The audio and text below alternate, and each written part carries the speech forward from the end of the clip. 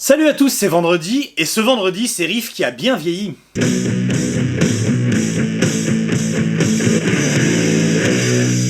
Doctor? Yes, sir. I don't see a salad bar. Look, sir. Maybe they serve seafood. Not funny, you idiot. Blue Oyster Cult est en tournée française dans les prochains jours, et ce dès ce soir au Radiant Bellevue, près de Lyon. Après s'enchaînent Strasbourg, de Trianon et une date à Bruxelles, en Belgique. Cette tournée, célébrant les 50 ans de ce groupe majeur, est un report dû au Covid. Et Very Show, qui produit les dates, a la gentillesse de vous proposer une place à gagner pour le concert du 30 au Trianon à Paris, celui du 31 étant déjà complet. Du coup, si tu veux pas rater l'anniversaire de l'Huître Bleue, il te reste deux solutions. La première, c'est de prendre une place sur un lien de billetterie que tu trouveras là dans la description. La seconde, te rendre sur mon Instagram pour essayer de participer au concours. Et en attendant de les voir sur scène, je vais vous donner quelques raisons du culte.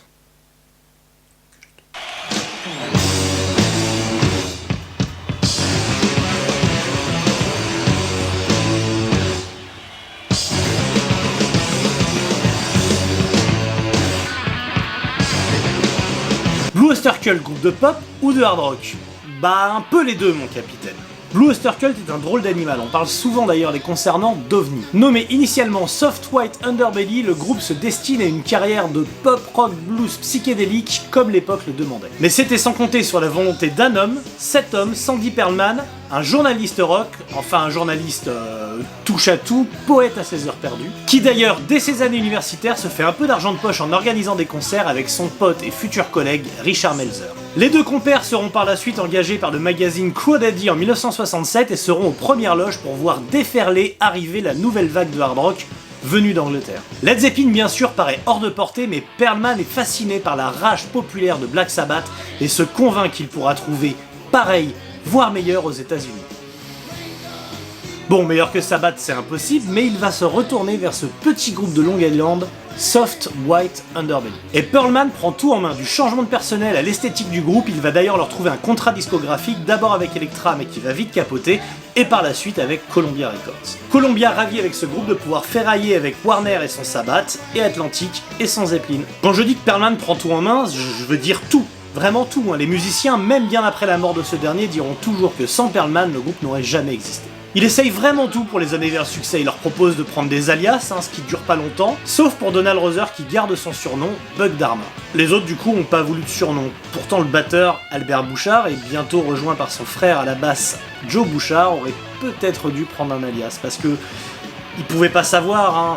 Gérard Bouchard. Tu t'appelles Gérard Bouchard. Bref, le groupe joue exactement ce que Sandy Pearlman leur demande de jouer, il leur écrit même des paroles, ils font une sorte de mixture entre pop et heavy, ils veulent même un riff à Black Sabbath, celui de The Wizard, pour la chanson, la délicieuse City on Flames with Rock'n'Roll, qui est forcément l'une de mes préférées, puisqu'il y a un riff de Sabbath. En 72, 73 et 74, le groupe sort 3 albums, aujourd'hui appelés la trilogie noir et blanc, due à la chromatique de leurs pochettes. 3 disques passionnants par leur entrain, par l'entremêlement des voix et par la vraie volonté mélodique du groupe, ça c'est leur côté pop, et par les riffs incisifs heavy vraiment demandés par Sandy Pearlman. C'est ça qui fait le côté ovni de Blue Oyster Cult, ce parfait équilibre entre la pop et son versant heavy. Autre chose qui caractérise le groupe, son aspect pionnier. Blue Oyster Cult et notamment son manager Sandy Pearlman n'aiment rien de plus qu'innover. D'ailleurs ce dernier aimait acclamer partout qu'il était l'inventeur du terme heavy metal, notamment parce qu'il l'avait écrit dans la chanson de Secret Treaties ME262, qui parle du coup des bombardements des Messerschmitt, comparant les bombes à des heavy metal flutes tombant du ciel. Un Messerschmitt d'ailleurs apparaît sur la pochette de l'album Secret Treaties avec le logo du groupe sur l'aileron, ce qui leur a valu évidemment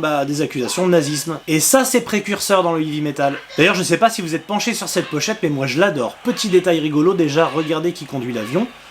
Une tête de mort. Cette pochette a été commandée à l'artiste Ron Lesser par Columbia avec comme seule directive que le groupe apparaisse dessus. Souci, déjà on les reconnaît pas. Après il y a Eric Bloom qui porte une cape et qui tient 4 bergers allemands en laisse. Ron Lesser qui est particulièrement reconnu pour son travail d'illustration d'affiches dans le cinéma et notamment le cinéma western.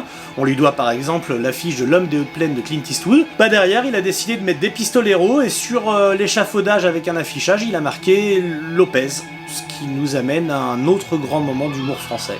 Et nous, c'est différence 4, on est vrai Lopez, non, c'est pas allemand. Là, droite, on est quoi, nous? Lopez 63, tu vois, nous, pas de manière, on dit pas, si ça, on pas de grande gueule, nous. Si vous voulez venir, on est bienvenus. Quand vous voulez, avec les bagues ou sans les bagues, et la castagne. Autre chose sur laquelle le groupe était pionnier, l'utilisation des lasers. Blue Oyster Cult a insisté pour emmener, malgré les coûts prohibitifs d'un tel dispositif, une technologie laser sur leur tournée entre 76 et 78. Le public a même eu le droit au début des années 80 à un vrai Godzilla sur scène, un truc à la fois un peu flippant, mais sacrément raide, mais sacrément cool quand même.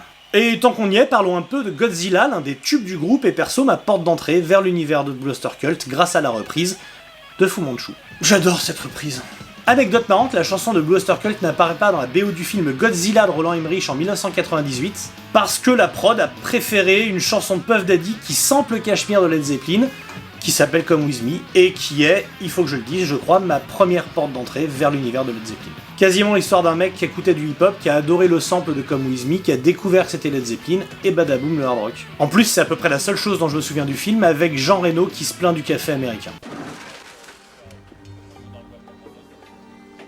Nos croissants?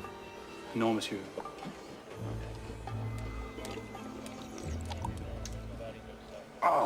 You got this coffee?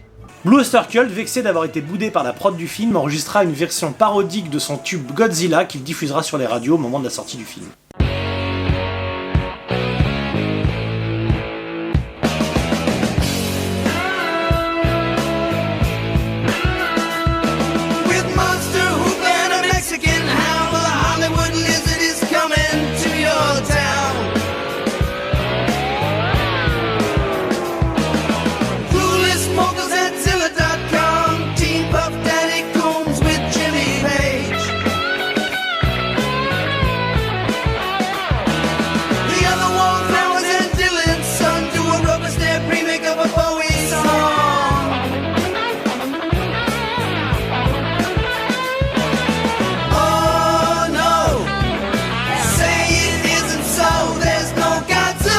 L'affront sera réparé sur le film Godzilla King of Monsters en 2019 où une version de Godzilla chantée par Serj Tankian sera sur la BO. Précurseur toujours, Blue Oyster Cult est un des premiers groupes avec les Rolling Stones à avoir proposé un logo iconique immédiatement identifiable. À la langue mythique des Stones, Blue Oyster Cult répond avec cette espèce de croix qui se termine avec un point d'interrogation, un logo mystérieux soumis à différentes interprétations entre mythologie et symbole du plomb. Ainsi, Blue Oyster Cult devance de quelques années Black Sabbath et Led Zeppelin. Autre petit record pour la team Cult, on fait tout un foin sur Chinese Democracy des Guns et ses 15 ans de gestation. Désolé, record battu, il y a 19 ans qui séparent Curse of Hidden Mirror en 2001.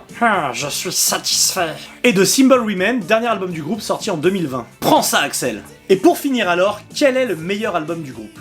Question difficile en vérité, il aurait été aisé de parler d'Agent of Fortune, qui est un album formidable, porté par le tube planétaire Don't Fear the Reaper, mais cet album souffre à mon goût d'une sorte de petite guerre d'ego. Chacun signe ses chansons sur l'album et il y a eu pas mal d'aides extérieures, à commencer par Alan Lanier, l'un des guitaristes qui a amené sa compagne de l'époque Patti Smith pour composer 2 titres. Il y a bien sûr la première période, les 3 albums en noir et blanc, entre la fraîcheur du tout premier ou alors la très bonne tenue de Secret Treaties, il y a vraiment de quoi faire. Même par la suite, il y a pas mal d'albums à sauver, il y a une histoire formidable autour de l'album Imaginos sorti en 88, une sorte d'album solo maquillé en album de Blue Oyster Cult, ou alors Club Ninja en 85. L'album est bien moins craignos que ce que les gens pensent, mais déjà il s'appelle Club Ninja, et puis, je sais pas, vous voyez les années 80 ?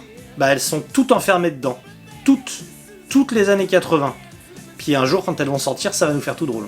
Je crois qu'au final, si je devais conseiller quelque chose pour Blue Oyster Cult, c'est de découvrir le groupe avec un live.